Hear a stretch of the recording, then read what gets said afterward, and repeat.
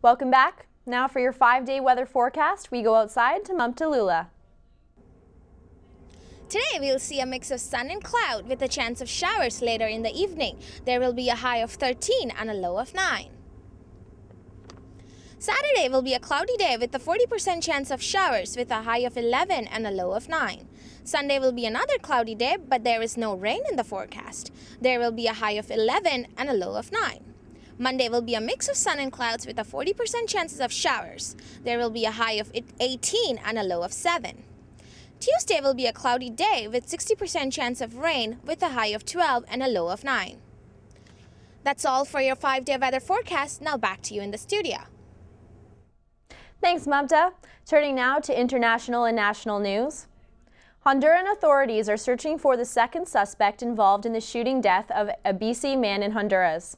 34-year-old Tim Valley was robbed by 2 men and shot in the head while leaving a bar with friends last night.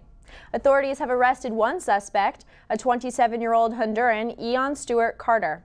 Valley, who worked for the Department of Fisheries and Oceans in BC, was vacationing in Honduras on the island of Roatan. The family of a Hungarian man who was a victim in Canada's largest human trafficking ring is facing deportation today. Tibor Baranyai has achieved refugee status in Canada, but his wife and stepdaughter were denied on the grounds that they do not face persecution in Hungary. 44-year-old Baranyai helped dismantle a labor trafficking ring in Canada, but the gang involved is still active in Hungary. His wife and stepdaughter say they fear returning to Hungary because the traffickers might target them. When Baranyai arrived in Canada in 2009, he was locked in a basement with other men and forced to work without pay by traffickers. Bell Canada Enterprises says it will appeal the CRTC's decision to kibosh the BCE Astral deal. The Canadian media giant says the company is appalled by the ruling and accuses CRTC officials of having private meetings with BCE competitors. CRTC Chairman Jean-Pierre Blaise says BCE failed to persuade the CRTC the deal would benefit Canadians. A government spokesperson says Cabinet cannot overturn the decision because the CRTC is independent of the Government of Canada. An investigation is being launched after a fumble that may have cost Google shareholders roughly $20 billion. Google's third quarter report was accidentally released several hours before the markets closed. Printing company R.R. Donnelley & Sons' early publication showed company earnings for the quarter were much lower than expected. Trading halted for almost 3 hours so investors could process the information. By the end of the day, Google's stocks had dropped 8%, causing an almost $20 billion U.S. loss among shareholders. The price came back somewhat this morning, however, many analysts have dropped their target price for the stock today.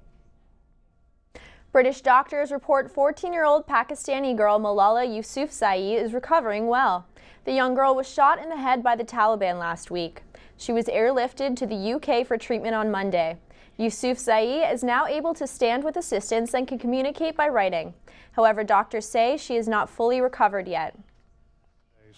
In terms of her, what I can tell you is that Malala is still showing some signs of infection, which is probably related to the bullet track.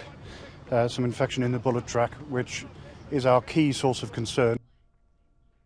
She also has a tracheotomy tube because her airway is still very swollen. She is expected to be in recovery for a few weeks, and there is some indication major reconstructive skull and jaw surgery will be needed in the future. Lebanon officials say a car bomb in Beirut has killed 8 people and wounded at least 78. The bomb went off in Sassine Square, a busy district in Lebanon's capital. Although the target of the bombing isn't clear, tensions have been rising in Lebanon due to the Syrian conflict. Lebanese Red Cross officials say it is the worst blast the city has seen in years. This is the first major bombing in Beirut since 2008. European leaders say they are commissioning a bank supervisor as part of a plan to save their struggling economy. This decision aims to cut through the red tape of administering bailout funds and avoid going through systems of financially unstable governments. The bank supervisor is expected to be able to give funds directly to banks in the area. However, the move requires new legislation. Reports say it is hoped the measure will be in place by the end of the year. However, German Chancellor Angela Merkel says the process will take more than a few months. Rwanda's appointment to the UN Security Council is accompanied with an awkward moment for the organization. Early reports generated by the UN's own experts say allies of the president of Rwanda had supported rebel violence in the Democratic Republic of Congo. Despite the report, Rwanda's election to the council was unopposed. They now hold the non-permanent seat previously held by South Africa. It is speculated that important decisions regarding Rwanda might be stalled. Some officials say they want stronger sanctions on Rwanda and Uganda, given the UN's findings. And now with your sports news, here's William Key.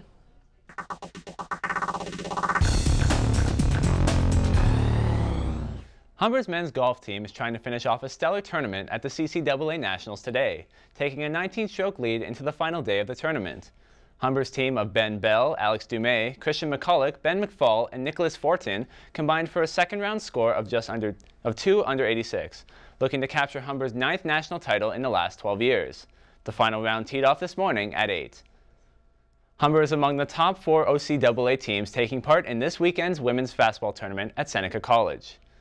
The Hawks land on the diamond at 3 p.m. against the St. Clair Saints, and whether they win or lose will decide what time they play later that evening. A loss would mean a 5 p.m. game with no possible break in between, and a win would guarantee a 7 p.m. slot and perhaps enough time for a quick snack.